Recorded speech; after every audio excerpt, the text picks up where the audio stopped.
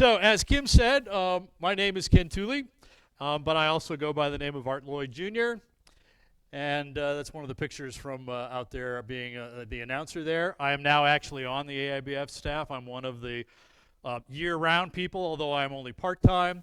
My job is to produce videos, to be the announcer for Balloon Fiesta Live, to produce that entire show.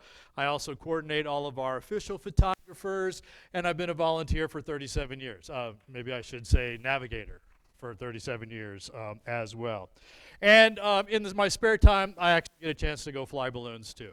Got my license back in 1989. I took some time off from flying, but I fly Barbara Fricke and Peter Cuneo's balloon. You heard from Barbara on the gas stuff. Things that come up when we talk about Balloon Fiesta is numbers. How big is this thing? How many of this? How many of that? So I've put together a number of numbers for you that you can kind of stuff in your head, and a lot of them are all estimates, but they're going to be close enough, and no one's going to argue over a few of those as well. This year we're expecting about 590 balloons, including 100 or so special shapes. There are 80 additional or second pilots, because when we register a pilot and a balloon. There can be an additional pilot come to that. There's about 80 of them as well. And by the way, there's a number of primary pilots that are bringing second balloons. They can only fly one at a time, but some of them might switch from their regular shape to their special shape when they get to those days. Some will fly a racer, and we'll talk about those in a few minutes, versus a regular shaped balloon, but there's some extras there. Last count, we had 17 countries on the list. 17 shapes will be here only for the Thursday and Friday, the Rodeo Glodio days. There'll be 17 shapes only for those. We have 9 America's Challenge teams registered. That's the gas teams, and again, you heard about those from Barbara a few weeks ago. And this is event number 48. And I said it that way on purpose, event number 48, because here's the way this all works out. Our first event was in 1972. Event number 1, which means birthday or anniversary 0. Got that? Event number 1, you're still 0, which means in the second year, it's the second event, but it's your first anniversary. See how that lines up? So now, back in 1992, it was the 21st event, yet it was the 20th anniversary, which means this year it's the 48th event, but it's our 47th anniversary. And where this starts leading up to is 2021 is our 50th event. Technically, it is. It's our 49th anniversary. So our 50th anniversary doesn't come up until 2022, but that will be the 51st event. We're celebrating the 50th event in 2021. People are going to say, oh, it's the 50th anniversary. We're not going to argue with them, but technically it is the 50th event is the 2021. And some people get into arguments and confused by that, which is why I threw this up. Does that make more sense now? Yeah, exactly. It's like a birthday or an anniversary in our case. Exactly. Some more numbers here. We have about 80 vendors down Main Street or Concession Row. Half of them sell food. The other half sell anything else you can imagine. Some balloon trinkets to, oh man, all kinds of stuff. Anything you want, you can probably find down there on Main Street. All the major balloon manufacturers are here down in the southeast corner of the field. There are about 400 porta potties. I'm not going to count them. 400 or so that are out there. I've heard the number 375. Yeah, let's just go with 400. 225 park and ride buses. We have a ton of people that take park and ride. We're going to talk more about that at the end. But there's 225 buses scheduled to run park and ride for us. There are car parking spaces for 15,000 cars. And when we sell out an event, it's more so that we sell out the parking, because the field holds a whole lot of folks. The park itself, many of you, some of you in here helped us out with that FAQ video that we did. You know that the park itself is 360 acres, but the launch field is 80 acres. So what does that really look like? Well, all of this green is the park. It comes all the way down here to Alameda, all the way out through these pieces here, through the ball fields. You get all of that. The launch field is just the brighter green. So you get a feel there for how the launch field fits into the entire park that we're talking about here. And if you've never got a chance to see what the park looks like during Balloon Fiesta, I brought in a few pictures from our official photographers. Do you think we have a few folks on the field? Yeah. You get these little spaces here where the balloon just stood up, and then the people kind of pack into there as well. And if we take just a look at parking, this is a close-up shot of parking. Let's take a wider look here. Now you can see the crowd. Look at them all here still on Main Street, and then all along up to the first road, and in the center section out into the middle up there. You start to see the parking here, parking back here, parking over here, parking up there, and of course all the balloons around there as well. A little bit higher and wider shot. The parking's still in the shot. And yes, even more. There's the field, parking, parking, parking that continues to go out of the shot here as well. 15,000 cars have to go somewhere. So just to kind of give you some reference here, the W lot or the Navigator parking lot is really this one right over here, right off the edge of that screen. The north and south crew lots, if you know about those places, that's where we park our crews. That's where they are. Here are what have been the parking lots and still are, and we've parked RVs down at the south end. A change for this year is to move some of those south RVs up here to the north, and we're going to put more people parking on the south side where we were parking RVs. So the idea there is to change the traffic flow a little bit. So folks coming from the west side kind of stay on the west side or the south side of the field, and hopefully eliminate some of the backup in traffic. It also starts playing into Park and Ride, which I'll get to in a little bit. And if you didn't know, fireworks take place in this little spot right down here. Amazing that we can see them as well as we can from there. And then just one more shot from the sky where you get a chance to see kind of the whole layout of everything there as well. A few more numbers for you. AIBF Incorporated, 501(c) organization, run by a 24-member board of directors. There are 18 year-round staff members, people like me and like Kim. We hire lots and lots and lots. I asked for a number, and all I could get was lots. Lots of seasonal people, and they're already on, some of them are already on board now as we continue to work through things. There are 1,200, give or take 100, of you navigators out there. Kim ran some numbers for us. 339 of you are from out of state, and we cover 41 states. 5 come from out of country, and many of them work year-round, and a whole lot more are working months prior to get us ready for things as we move forward. So I did a little math on this, being an educator here. If there are 1,200 navigators and you do a 5-hour shift, 5 shifts at 5 hours each, and 5 hours is what gets you the jacket, right? So 5 hours times 5 shifts. So that's the minimum to get a jacket. And I didn't ask him how many would do that. But if we do this math, that's 30,000 hours those navigators put in. That's 3.5 hours of work in just 9 days. And that's counting just the minimum. We all know that most navigators put in a lot more than that, more days, more hours on their shifts, whatever. But that's an astounding number of work, amount of work that goes into just that short period of time. So I want to start talking about the different events, the things that happen during Balloon Fiesta. I'm going to break them down into 3 areas: hot air balloons, gas balloons, and non-balloon events. Under hot air balloons, mass ascensions, glows, competitions. Gas balloons, we have the America's Challenge. So let's get started on the hot air events here. Mass ascensions. I think most of you know this, but they take place on the weekends and Wednesday morning, which is the Flight of the Nations. Our glows of regular shaped balloons take place Saturday, Sunday, and Saturday. So the first weekend, Saturday, Sunday, and then the second Saturday. We fly competition flights on Monday, Tuesday, Thursday, and Friday. about 300 or a little more than half of our regular shaped balloonists fly the competition. Our special shapes fly, I told you 17 of them are going to only do Thursday and Friday, which means the other 80-some will be flying during the rest of the week as well. But the special shapes all together get featured on Thursday and Friday morning at what we call a rodeo, and at night we call it a glowdeo, and that is Thursday and Friday.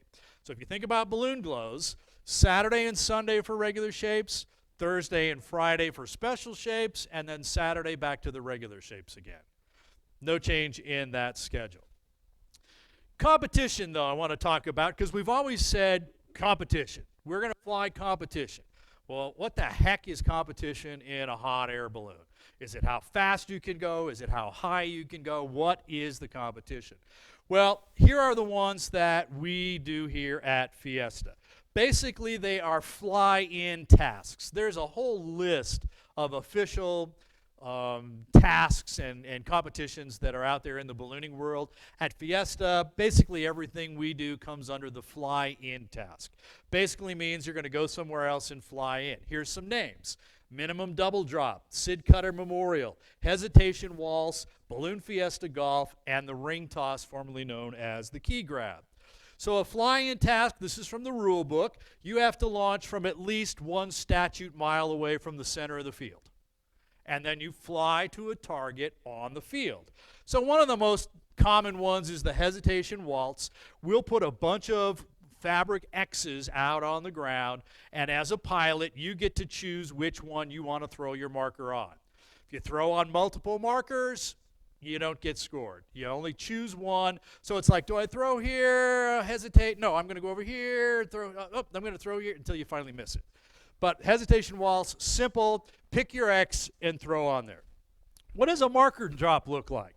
Well, it's leaning over the basket with this bean bag, just kind of dropping it or throwing it out the field off the basket and hopefully landing on the X. Then there's this guy who is, because I was going to bring one in, but here's the long tail. This has got a weighted beanbag on it. And this white square here is the scoring area. So he's just going to fly in and just set it down right inside there. And, you know, you lean a little farther and you want to get right down into the corner, and then you let go and it drops outside. So close, and outside the scoring areas, you'll see in a minute, doesn't count. Then there's this guy. He's not doing any wind-up just yet. I don't see one in the yellow and purple spiral either. And if he's not winding up, that means usually you got a pretty good approach. He may be a little bit south of the target on that side of the field. All right, now Jeff's beginning to wind up the marker. Oh, there goes the throw from the other one.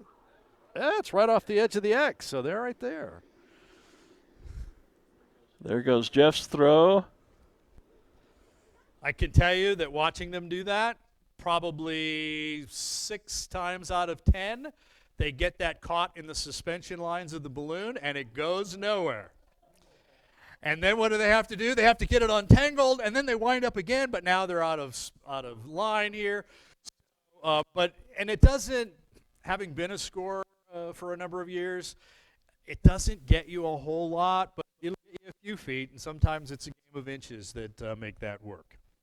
I said another one is a minimum double drop here. On this one, you're going to drop 2 baggies. You have to get them as close together as possible, but they have to be in separate scoring areas. So here's a shot looking at it from the field. Kind of looks like a plus, but if you turned your head part way, it would be an X.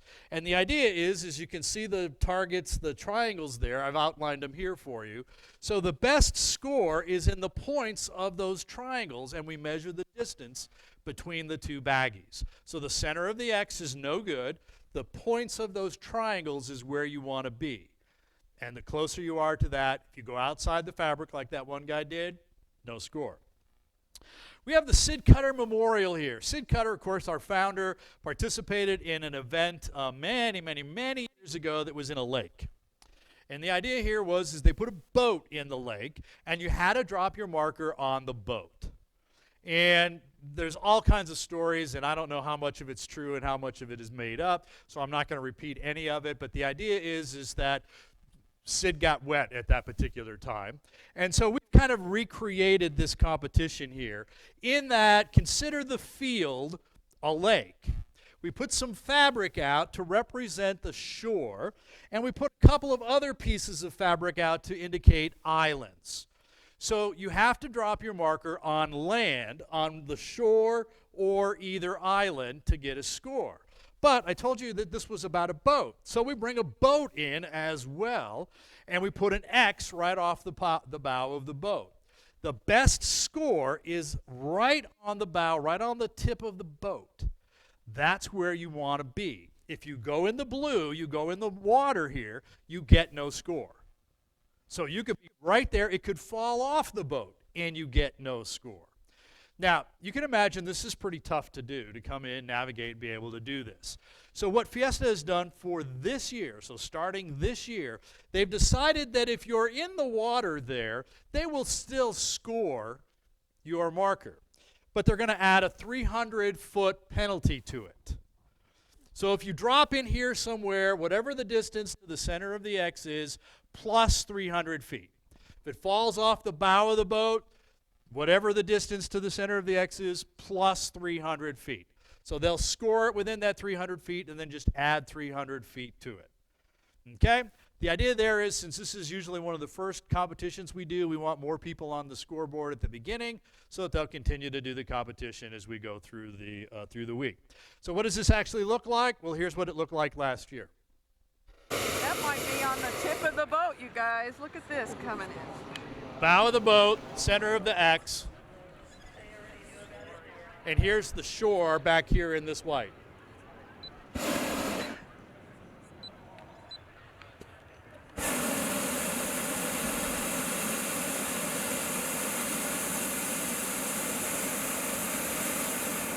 Can't touch the ground. 5 out. Thank you. Whoa! Whoa!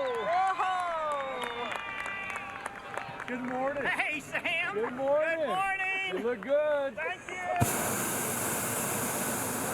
That's a winner so far. That female voice, by the way, Jewel Cutter, Sid's widow. Here's the measurements. So they're measuring to the very tip of this marker from the X. So the perfect score here is not a 0, but at whatever the distance is from the bow to that particular X. And that's Billy Adler, who won last year the Sid Cutter Memorial task.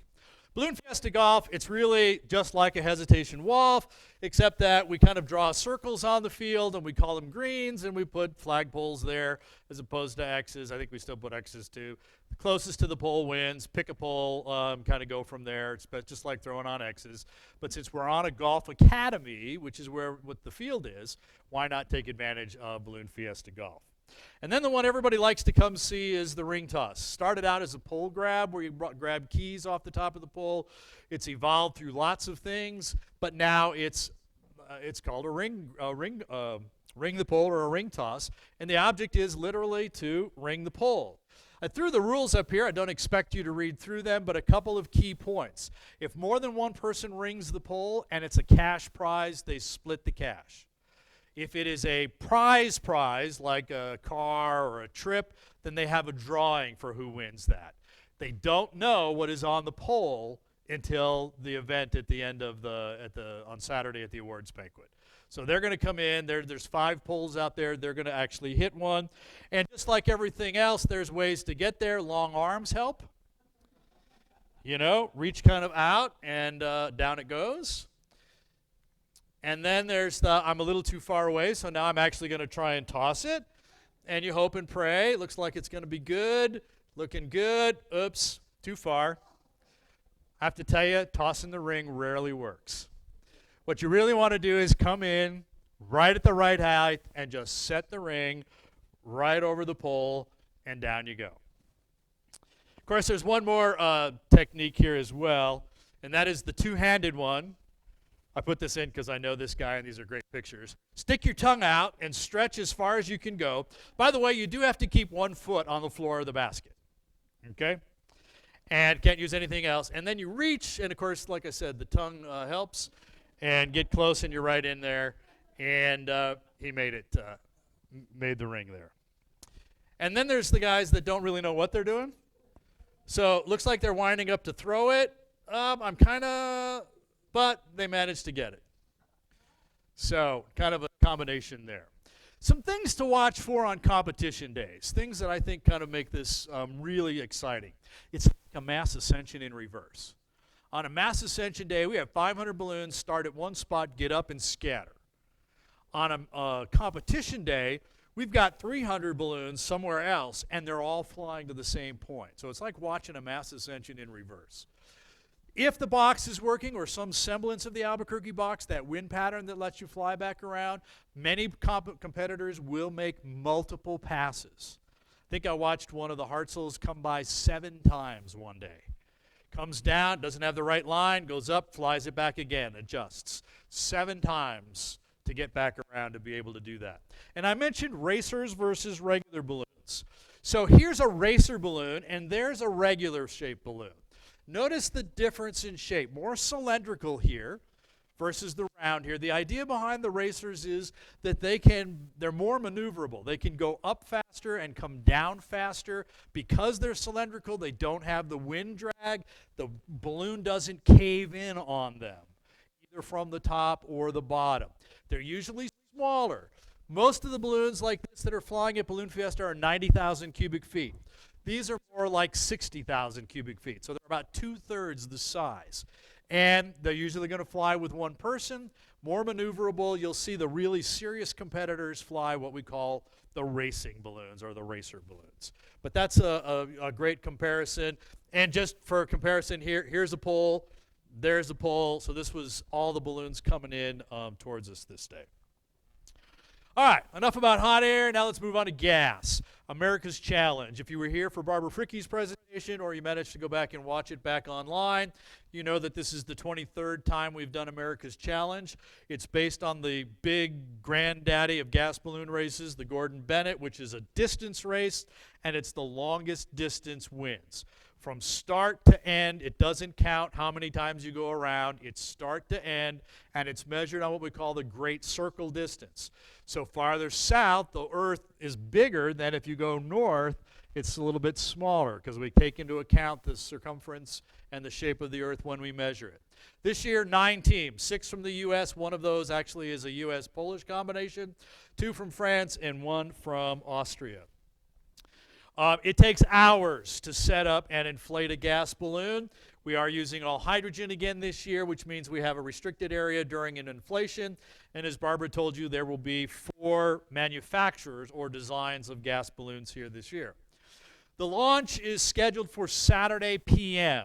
Setup starting around 2 o'clock Saturday, that first Saturday, with launch scheduled for 6. It rarely goes at 6 o'clock. I think 1 year in the 23 years that I've been dealing things with the gas race, have we ever really left on time. It is a platform launch, meaning that they all launch from a platform which is in the same spot.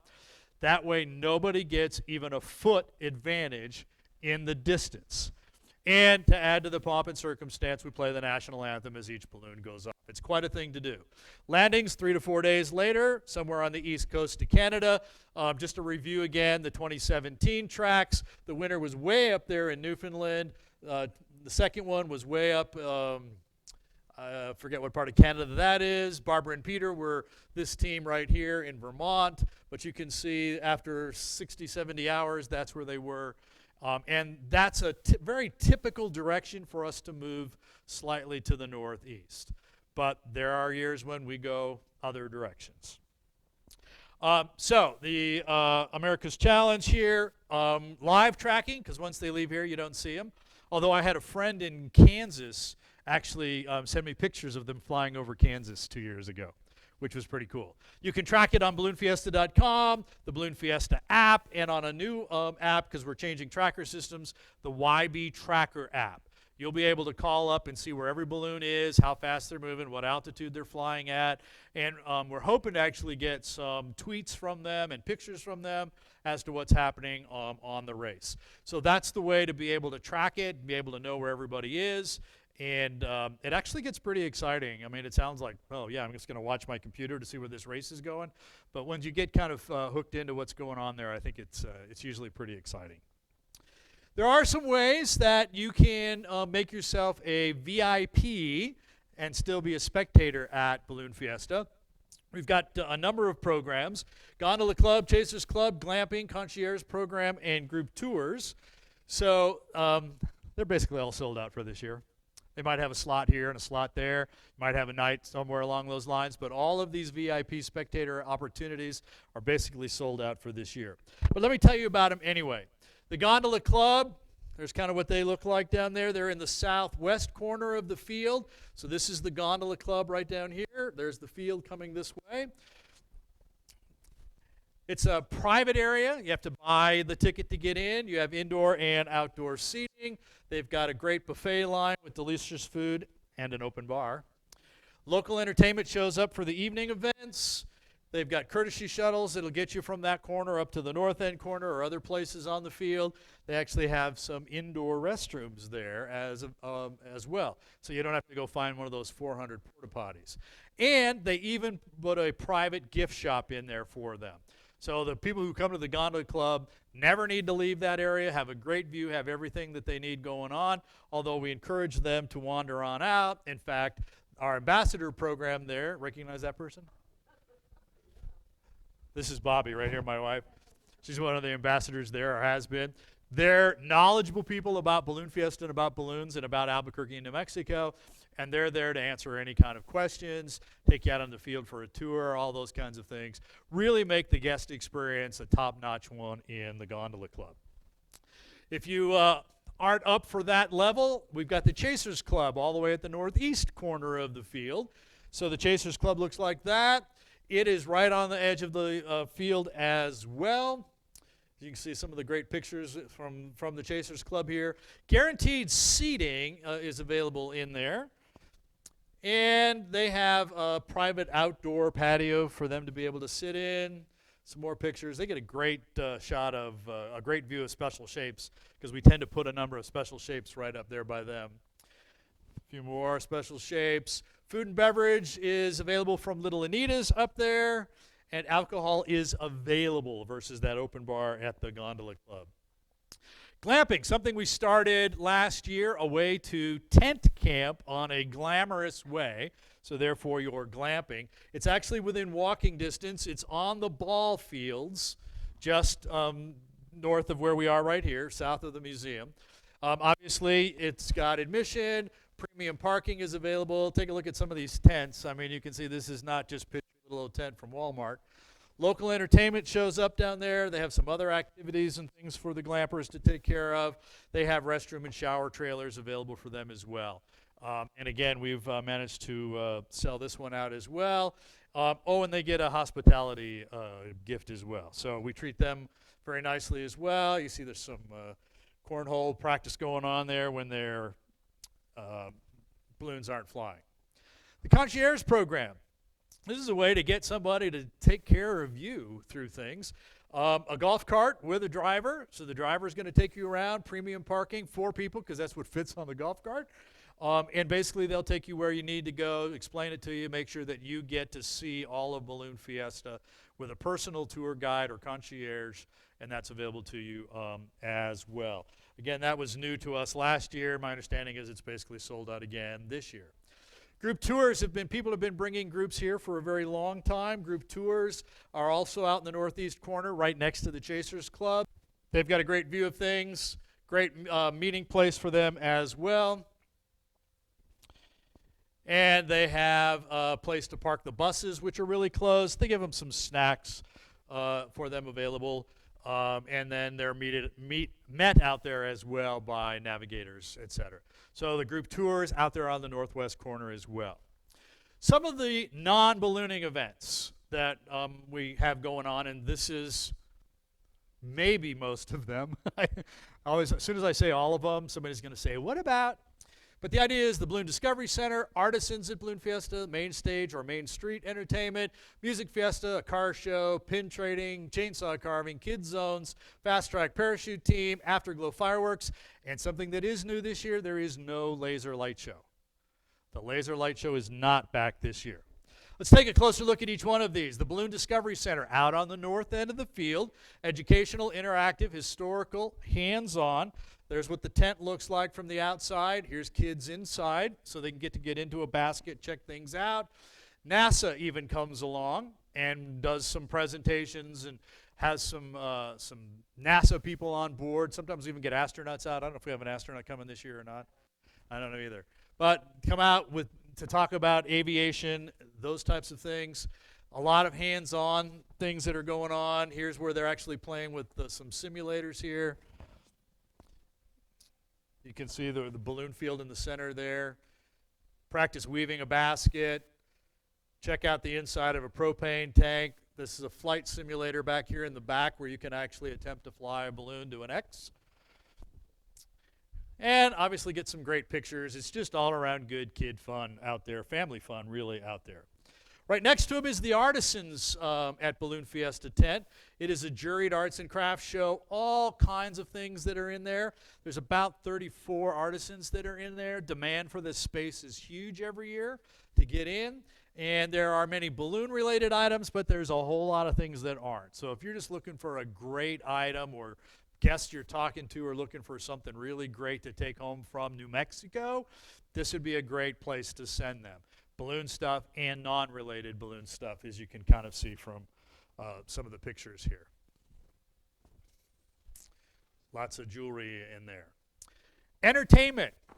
The balloons are the main attraction, but the balloons only for a couple hours a day. So there's other things. We've got the main stage, which is basically at the middle of the field. Main stage entertainment on Saturday, Sunday, Thursday, Friday, and Saturday. Think about those days. Weekends and special shape days. Okay? They're the same 5 days that we have night events as well. 9 a.m., 5 p.m., and 8 p.m. entertainment on the main stage out there. On Main Street, so people just wandering up and down along Concession Row, scheduled at 9 and 5 each of those same days. And then, of course, we've talked a little bit about entertainment being in the private areas of Sponsor Hospitality and Gondola Club as well. There is a schedule on the Fiesta app of who's on Main Stage and Main Street when. So just a couple of shots here, a couple of great bands. And then on Main Street, so here's some Native American dancers with their musicians. We get some mariachis out there. And even one of the Army bands is out there. And in checking the schedule, they're all scheduled, whether it's those exact groups, but that's the same type of groups we have scheduled out there as well. Then, of course, you never know when some characters are going to show up out there as well. And then Music Fiesta, the big entertainment deal, second Saturday. Here's the big poster for it. All gets started at 1 o'clock on the second Saturday. Tyler Brandon and the Neon West Band kicks it off. And then at 2:30, Cassidy Pope. And the headliner, Justin Moore, takes the stage at 4 p.m. It is a separate ticket for seating in that area.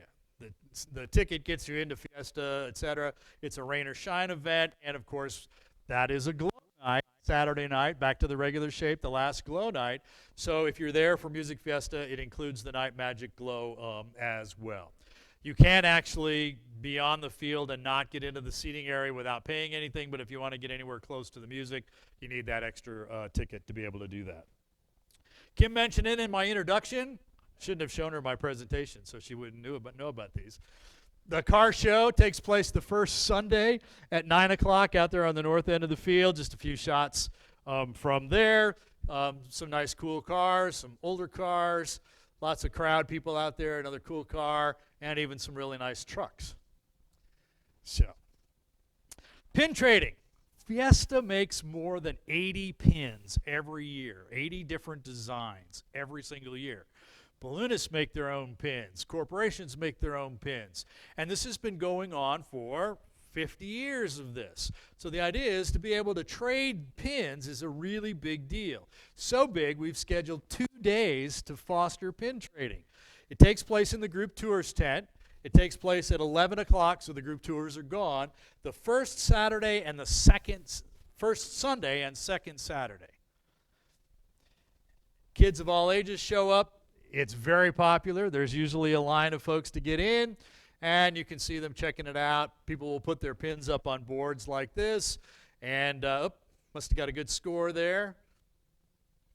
So lots of great opportunities to trade pins. And I can't tell you how big a deal this is. And if you don't know, the Collector's Corner on the Balloon Fiesta website has pictures of probably most of the pins Fiesta has ever made. You can go back into Merchandise, Collector's Corner, and Pins and see the pins that we have made. Just last week, I uploaded about half of the 2019 pins. So you can go on there and see what the 19 pins look like. As soon as the other half come in, I'll get those photographed and put up there as well. Searchable by categories, searchable by years or combinations of those. There's a picture of the front, the back, so you can tell whether there's a AIBF logo on the back or whether it was a numbered pin. And there's a shot of it on a grid so you get an idea of the size of the pins as well. And it's pretty amazing the number of hits that page gets as people are trying to check out different pin things to move forward that. Chainsaw carving is back. If you've not seen that, that's out at the north end of the field. They do exhibitions and competitions, and I don't have their schedule yet for this year. Some days they're just carving for fun to show you what it looks like. Other days they're competing with the other carvers for prizes. All of their stuff gets auctioned off or raffled off depending on the item, and so you can get very close up and see what's going on. They really do take those huge chainsaws to a block of wood and come out with some really cool artwork. There's a couple of them right out here in the lobby on your way out. Roadrunner and Coyote are out there. So that's a couple from last year? Yeah, that are out there. So chainsaw carving, they're out there basically anytime we have balloons on the field. So they're every single morning and every one of the night events, they're out there carving away and out there. Kids Zone. Got to have something for those kids to burn off some extra energy because running around balloons isn't enough. North and south end of the field, they've got jump houses. They've got all kinds of water things going on. There's even a rumor that on the north end we're going to have a haunted house this year. I don't have it confirmed. It's still a rumor. We'll see what really happens. Fast Tracks is our skydiving team. Skydivers, they'll be jumping every evening event. They'll be coming in at 5 o'clock, bringing in this huge U.S. flag. And then they come back at 8 o'clock or thereabouts with their own fireworks in the sky before our fireworks show. Let me show you. Hey, Fast Track, this is announced. If you guys would give us a wave, we'd appreciate that. There's a thumbs up from one of the team. Yes, we have live pictures There from they them. are. There they go. Yay! Look at the thumbs up. They are Yeah, ready. They're ready to go. We're ready to watch, too. This is an awesome show if you've not seen this. And there they There go. Jumpers away. See, look at all that. Look at that size of that pack on his leg there. Yeah. Wow. And there goes another one. So if you look up, you can see the neon lights of the jumpers above. And, of course, we're seeing the helmet cam as well. Oh, look up, Glenn. They're flying in a line formation Oh, up look there. at that. Absolutely. And following, and- now yeah. they're making the turn. Now Look they're at making that. a turn. Look at that. Oh, that's awesome. Oh, multiple Look colors. Look at that. Oh, wow. Flying formation and the fireworks out to this. That is just. Oh, wow. What a shot. What an awesome show. So that's what it looks like from their helmet cam, and we have that live on Balloon Fiesta Live. Once they're down and out of the area, then our Afterglow fireworks take place. All evening events. I showed you the north end, but here's a tip if you haven't been here for the fireworks. You might want to watch along the west fence, our candle line.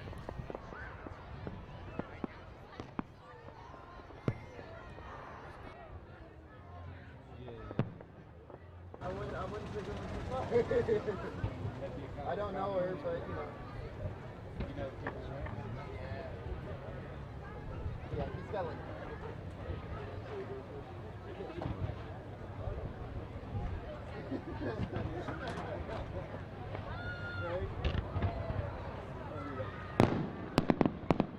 Pretty incredible fireworks. So I've shown you a couple of video clips, and you may have noticed that little logo down there, Balloon Fiesta Live. So this is the commercial or the promotion part of the presentation I'm doing here. Balloon Fiesta Live this year has a sponsor. So we'll be sponsored by XTO Energy, which is a subsidiary of ExxonMobil. If you've been paying any attention to the gas drilling in the southeast part of the state, the Permian Basin down there, XTO is a huge participant down there, and they're getting more and more involved in the community. And so one of the nice things they've done is picked up the sponsorship of Balloon Fiesta Live. So what the heck is this thing anyway? Well, Balloon Fiesta Live is a live stream of all 15 if you count the America's Challenge, all of those events. We're going to actually have a set start time this year. We kind of waited till the balloons started last year. We're going to start at 6 o'clock because there's usually something going on in the morning, and about 6 o'clock at the end. We go until basically the balloons are down in the morning, and we quit talking when the fireworks start, but we don't take the feed down until the fireworks are over in the evening. We're going to do America's Challenge when it happens. So whenever that happens to go, we'll be there to cover that live as well. So how do you see Balloon Fiesta Live? You can go to YouTube or you can go to Facebook. It's on the Balloon Fiesta's channel or page on each of those. The simplest way to find it is simply to go to balloonfiesta.com. While we're streaming it to those other entities and we interact with people making comments on Facebook, etc., if you just go to balloonfiesta.com, click on the this year, and then right on down to Balloon Fiesta Live, you can watch the last 2 years of Balloon Fiesta Live and see the live stream from there as well. And something new this year is we're planning on putting up a low-powered TV station at Balloon Fiesta. So it's only going to be like 40 watts if that means anything to you. But the signal should cover all of the park. Remember all that green stuff and all those parking areas? So if you're here in an RV, you should be able to tune to channel 28 and see Balloon Fiesta Live there. What it means, though, because it's a TV station, we'll run those live shows live as is. When we're not live, we're going to have previous day's shows and other information running on that channel as well. We do put information up on the video walls along Main Street in addition to our live show from there. So basically, now in addition to programming 40 hours worth of time of Balloon Fiesta Live, now I've got a 24/7 channel that I've got to program for basically 10 days as we go along. Who are the bozos that are there? Well, me, Art Lloyd Jr., my buddy Glenn Moyer. I put him in here because this is going to be Glenn's 30th year announcing here at Balloon Fiesta, and he'd kill me if I did this, but that kind of makes him the top dog or the king of the hill here. So actually, he's a great guy. He's been doing it. He's a former balloon pilot as well. He announces rallies around the country. He's actually got me hooked up in announcing rallies around the country as well. So I like to think that this really is your announced dream team. Being both pilots, having been around balloons for 30 plus years each, we know a lot of the pilots, we know the stories, we can tell you what's going on, why this is happening, why that's happening, why it isn't happening. We can really bring some insights to the sport of ballooning and a show of ballooning that I don't think you're going to see elsewhere. So, pop quiz. Anybody know what all those white tents are up there? Corporate tents or corporate village is what we call that down there, and that's exactly what they are. They are ways that corporations can treat their employees or guests special as well. So you just saw the Albuquerque Journal and Canon go by. They have tents all 9 days. Other companies like ABBA and Airgas may only have a tent for a morning or an evening. They can bring those folks in there as well. They basically have a tent and an outdoor area on the south end of the field for them to be able to, again, bring in their customers or their employees and just kind of make a special area for them. Wristband button access to those, but if somebody's looking for the corporate tents, that's where they are, and you need to send them down and have them look for those little yellow signs to find out who's where, because they probably won't know. And they tell you they're in Fiesta 3, okay. Go down there and look for the yellow sign. Somebody down there will be able to help them get to that particular point. I mentioned Park and Ride at the beginning of my talk here, and I wanted to bring it up again. Just most of you probably will not be taking Park and Ride, but a whole lot of our guests will. And if you get those questions, I'd like you to know a little bit about what's going on. There are some changes to how Park and Ride is going to be staged this year. Probably the biggest one is that now all tickets have to be bought online ahead of time. There are no walk up to the bus at Coronado and buy your ticket and get in. That's basically, that's part of what contributed to the problems on the first day last year. We had way more people buy tickets overnight and show up at the site than we had the capacity to deal with. So now we're selling tickets in advance. There's a cap on those because we know how many buses we're running, 225. And that's how that's all going to come back around that way. We're changing the pattern up just a little bit, and we're changing off the drop-off locations on the field. They're all kind of down in that same corner, but we're splitting them up a little bit. So west side's in a little bit different place than the east side locations. And I'm going to cover a lot more of that in the event video that will be required watching that we'll have up in early September. The idea here is just be aware that the patterns are a little bit different. Shouldn't matter to anybody, but it should make things a whole lot better in the traffic flow and how smoothly Park and Ride works. We've done a whole lot of work. I haven't, but a lot of people have done a whole lot of work this year to try and take a good look at what was happening with traffic patterns, and especially in regards to Park and Ride, to fix things so that we don't have that issue again. Then, of course, there's bike valet. A lot of people don't know about this. It is basically right on the south end of our lot, right by the Balloon Museum here. So, and if you didn't know, these green lines and orange lines are bicycle trails in Albuquerque. And if we zoom in a little bit, you'll see that the trail, there's the museum, the trails feed right up and perfect for us to have a bike valet there. And so there's the field up there in the right. People going down the drainage ditch there.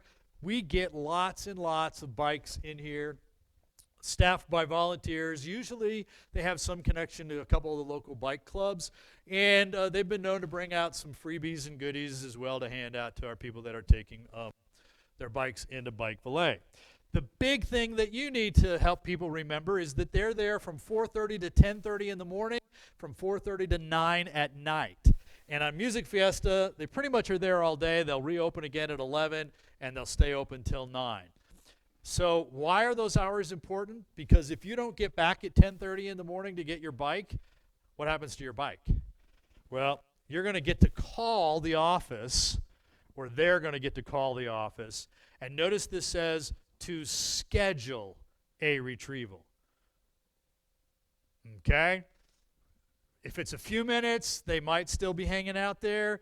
If you abandon it for a couple of hours, they'll probably take your bike and lock it up somewhere. You'll be calling the office to schedule a time when you can pick it up.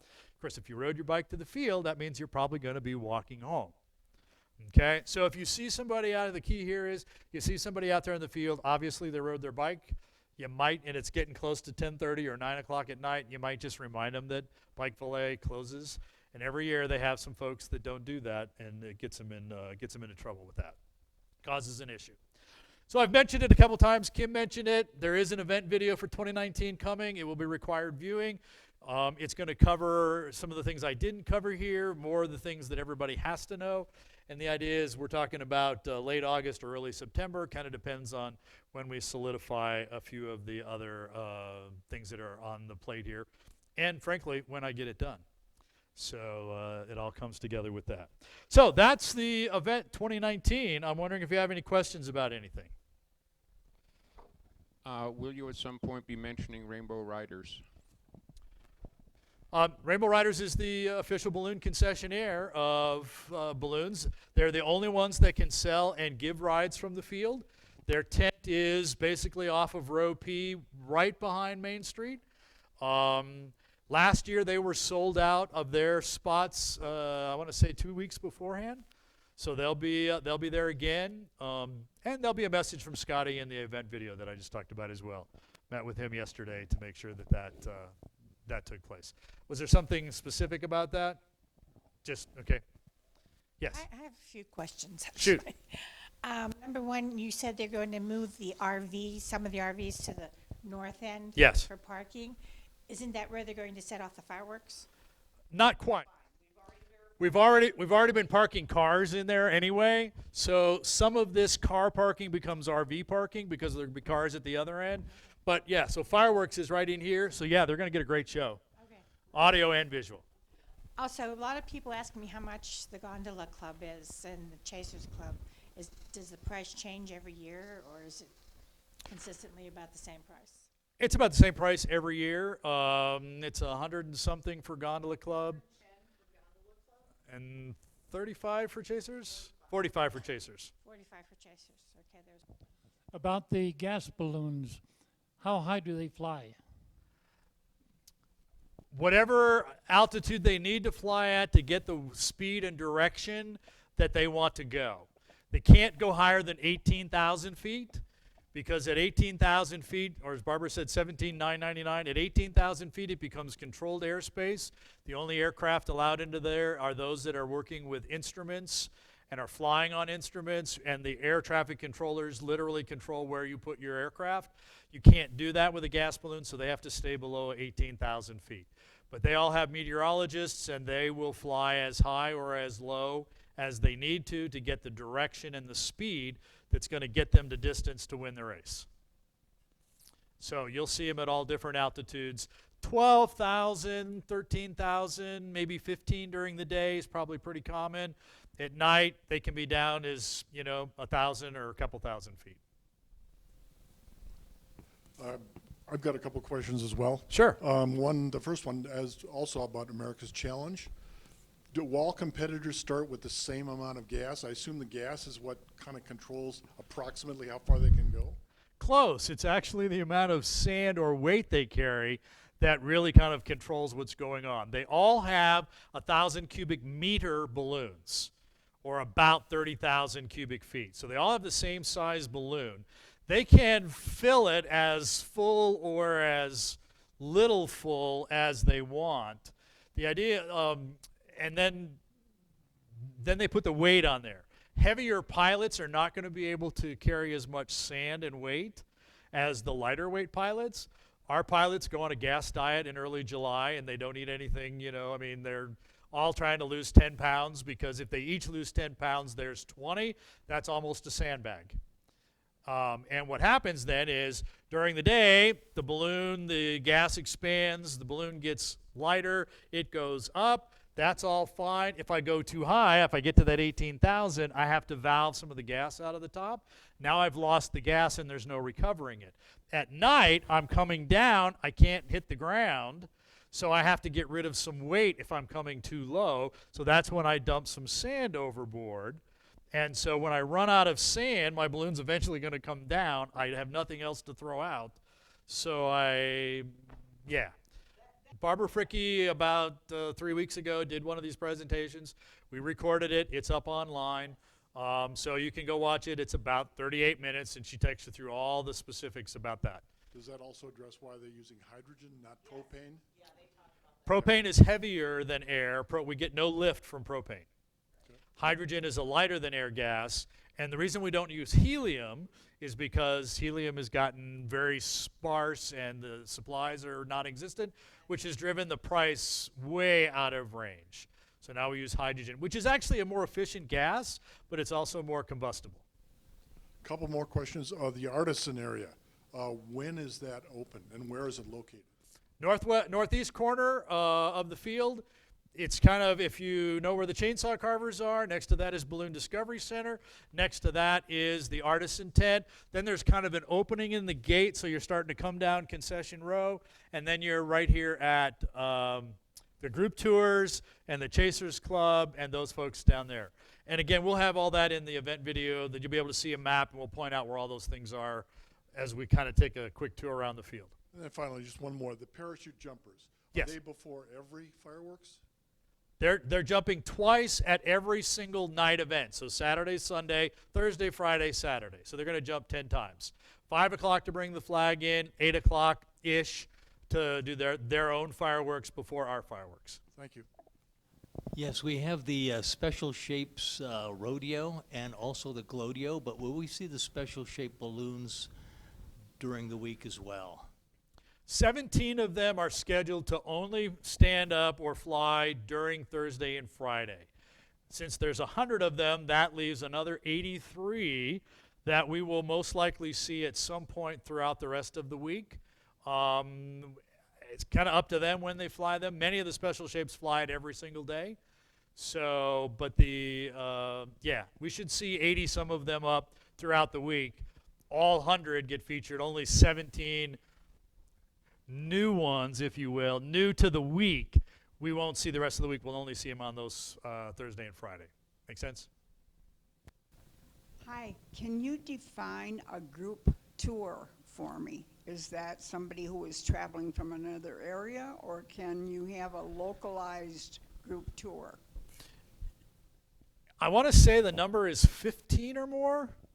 Kim might have better details. Okay, so a group tour, yes, Laura, it can be someone that's put together a group here locally to bring a whole bunch of people in. Okay, they can be part of the group tours. But most of the group tours that are coming into that area are part of a tour company, and they're hitting the Southwest. And if you go online, there's actually an application for you to fill out under group tours, and then she would be reaching out to you. Yeah, just one more I thought of. On at the busiest times, which I assume the field's most full during the mass ascensions, and what's the approximation of how many people are there? Because that's a common question we get.